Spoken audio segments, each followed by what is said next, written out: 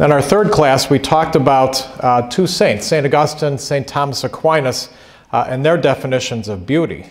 So, I'm going to take this out. I'm going to be over at the board more often now.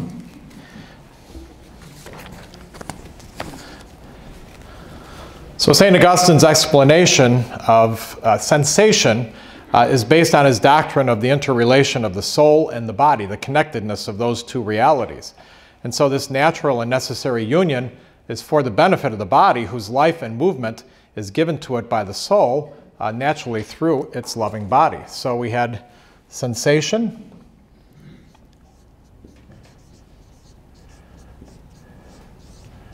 which connects the body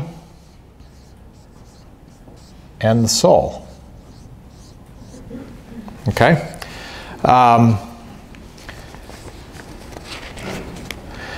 So he talks about divine or delightful contemplation. The joining of joy and a vision is required to experience an object in its beauty aesthetically. And so in that aesthetic experience, man sees and loves. So seeing clearly is a component.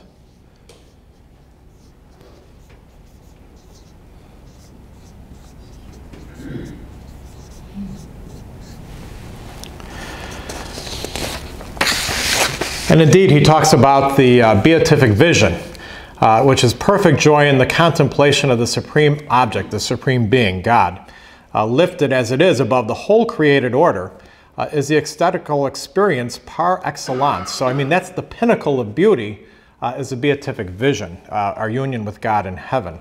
And so that's which we all are destined for, at least certainly at our creation. That's certainly the goal of our being created, is to one day be with God in heaven and experiencing the beatific vision. And then he talked about, if you remember our conversation,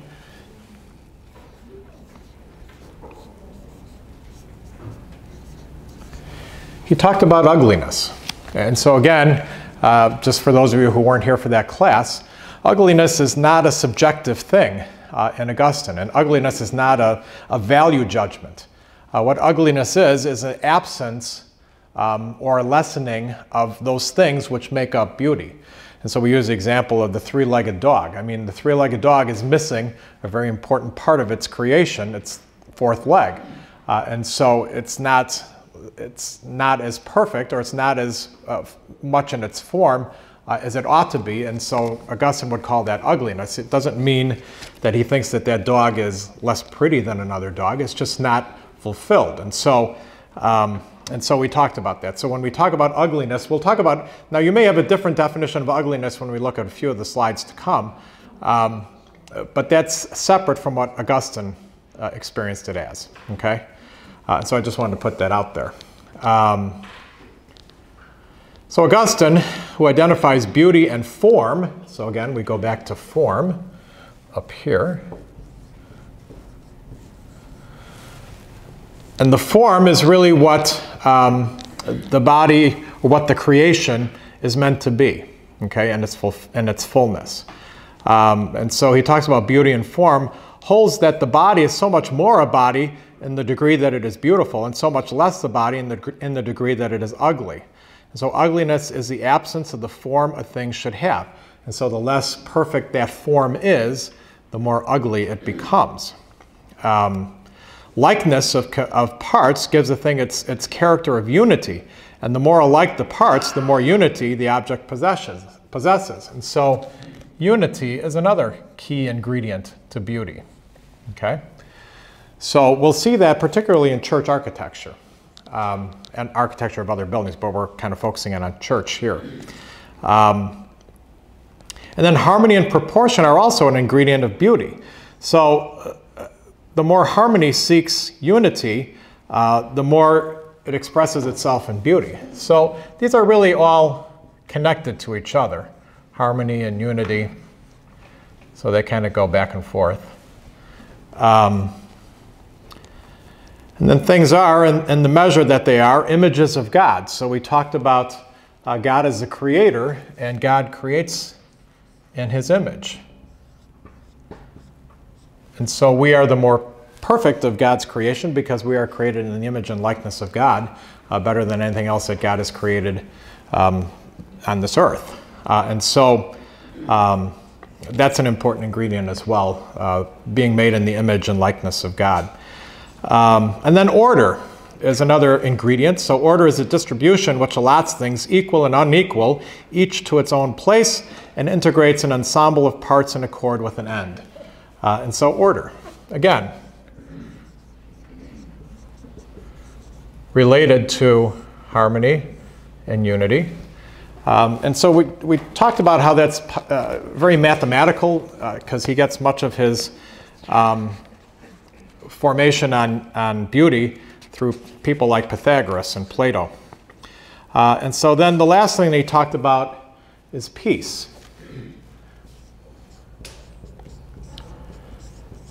So to the degree that things are unified, harmonious, and in order, true to their form, renders them peaceful, and experience of peace comes from that. And so he talked about that quite a bit. And then we had St. Thomas Aquinas, who's similar to Augustine in a lot of the things that he talked about in terms of beauty. But he talks about, in addition to that, he talks about clarity, claritas.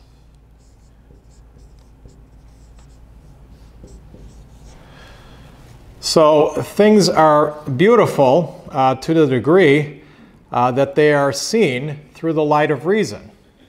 And so we can determine things as beautiful because we have the reason, the capacity for reason, which allows us to see it that way.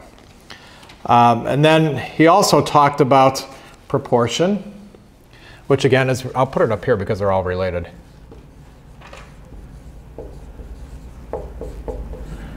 And he also sees ugliness in a similar way to the way Augustine experienced it. Okay. And then, related to this finally, is wholeness. Okay, everybody with me so far? Okay. So then, in our fourth class, we moved on to art, architecture, music, and beauty. So we asked the question, what is art?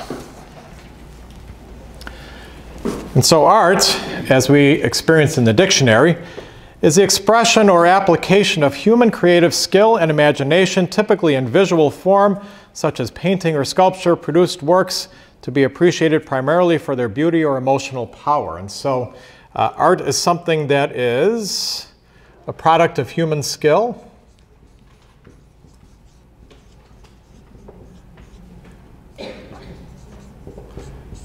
and imagination.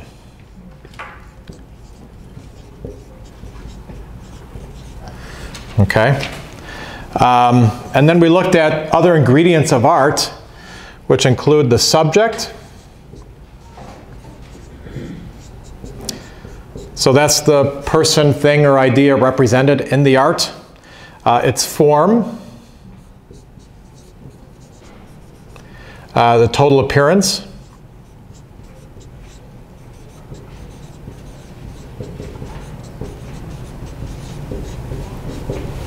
and the content. What is it doing to you?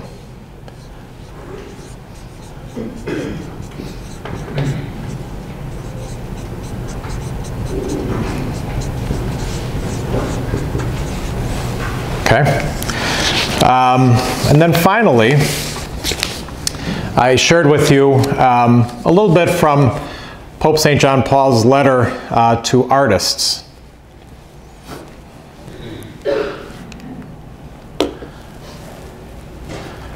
So he talked about the relationship of the artist to the creator. And so the creator is that which creates, and the artist is the craftsman.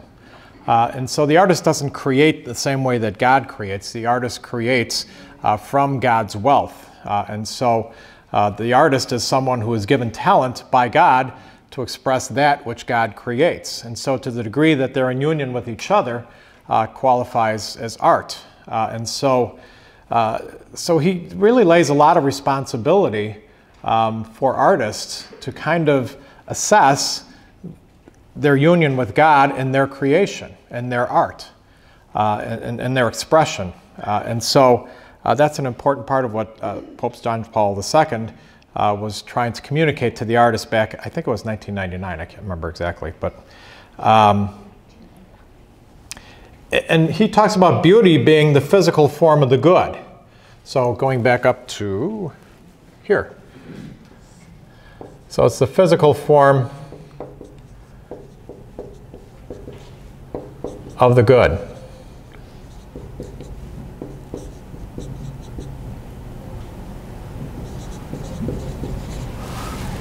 Okay. So he really, in his letter to artists, he really puts a lot of responsibility on artists to do what they can in union with their experience of God in their lives and their connectedness to God. And so he talked about, let me see if I can find that again because it was important the way he's worded it. Artists who are conscious of all this know too that they must labor without allowing themselves to be driven by the search for empty glory or the craving for cheap popularity, and still less by the calculation of some possible profit for themselves. And do you remember the piece of, I won't call it art, the illustration that I used to, Harold Washington in ladies' underwear. So, so he's really putting a lot of responsibility on artists to do what they can to represent their craft well and to really have it reflect the love of God in their lives and the love of God for the world. Okay? So that's just a little summary of the 4 previous classes. But again, I'm going to leave those terms on the board because when we get later into the evening, we can use some of those criteria for beauty to determine whether a piece of art or whether a structure, whatever the case might be, might actually be art or be beautiful or not beautiful. Okay?